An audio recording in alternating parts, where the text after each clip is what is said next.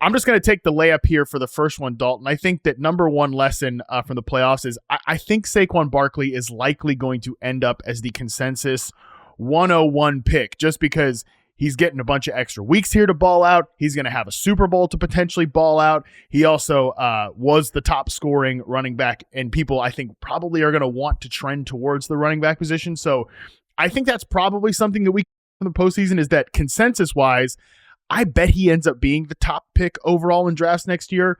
Do you agree that that's how it's going to go consensus-wise, which maybe I could be wrong? And also, would he be your consensus 101 pick if you had to draft a team right now?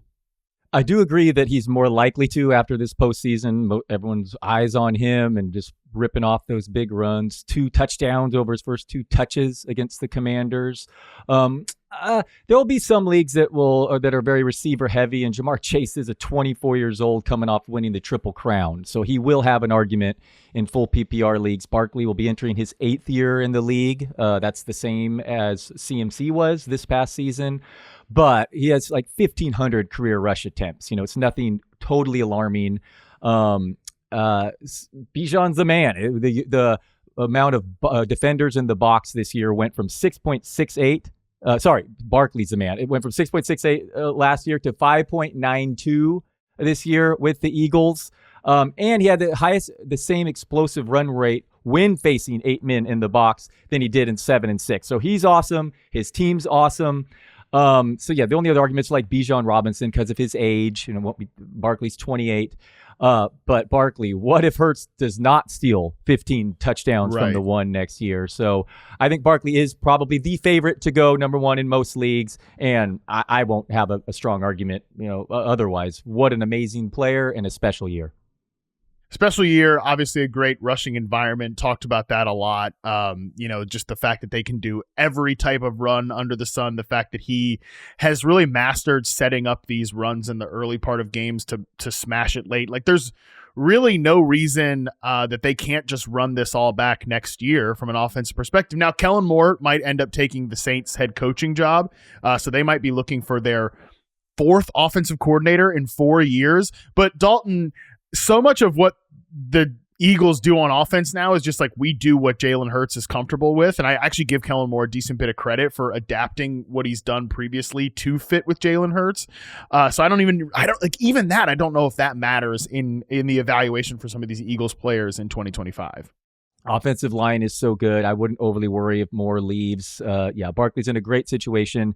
And you don't love drafting running backs at his age, ideally top of fantasy drafts. But again, the 1,500 career rushing attempts isn't overly alarming, and just coming off such a special season. If we're seeing Derrick Henry be so productive in the league, a couple years older than Barkley, he's got a lot of things going for him to be at the top. You want to be skeptical, not just be last year's best stats, draft him that way. But Barkley should be in a similar situation and looks so good. And as you said, his blowing up in the playoffs probably solidifies his spot there for at the top next year in drafts. Okay, so before we move on to the second lesson, just real quick, give me your top 5 picks, how you would draft it right now. So to me, it's Barkley, Chase, and Bijan are kind of the top 3, and everyone could be a little different then afterward. I have Justin Jefferson, and then I have Nico Collins at number 5, but I did a preliminary top 50 a couple weeks ago, and I already would have changed plenty of those. But I had Collins 5th, and then you could definitely argue CeeDee Lamb, Puka Nacua, and then maybe even Jahmyr Gibbs. But to me, there's a tier kind of drop off there. Chase, Barkley, and Bijan are my top 3, and then a different tier. I think that there's a clear 4 here, and I would actually go Jefferson? Chase number 1. I would go Jefferson. I'd go Fair. Chase number 1. I'd go Barkley number 2. I'd go Bijan number 3, and then Justin Jefferson. That's a clear 5, tier. That's fair. Yeah. That's to me. Well, I just think that 4 is solidified because I think 5 is very, really, very open. I love your Nico Collins call out. If you tell me that Matthew Stafford is playing football for the LA Rams in 2025, I think I'd probably lock Puka Nacua into that 5th spot.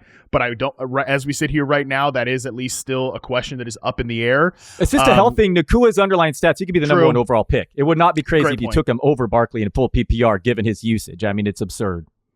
CeeDee Lamb coming back in what's basically going to be the same offensive language there with Brian Schottenheimer, Dak coming back. And I will talk about Jahmyr Gibbs later, so I don't want to spoil too much of my Gibbs thoughts. I think he's in this conversation. But lastly, I will just point out again before we throw away from this, because I have another Baltimore note later on, but it's not about this player. I mean, we're not even talking about Derrick Henry. Is it simply just because of the age? Yeah, and especially we're ranking half PPR. I mean, I get it. He should be in the conversation right there. But yes, it is age, and his career mileage is getting up there. But fade the big dog at your own risk. Everyone loved him this year. And remember we said, I'm just a little worried because everyone's on Henry. We both said that. Well, It didn't matter that everyone's on him because he still performed. So understand that he should. Why not Henry around there, especially in half PPR? But what I actually rounded up my top 10, Harmon, I went Neighbors and Brian Thomas Jr. slightly above Amon-Ra St. Brown. That's pretty classic Dalton Del Don, and quite frankly, I actually don't think I have a great argument for you against that. We're going to talk about Ben Johnson later on in the show, so we'll get to all that stuff.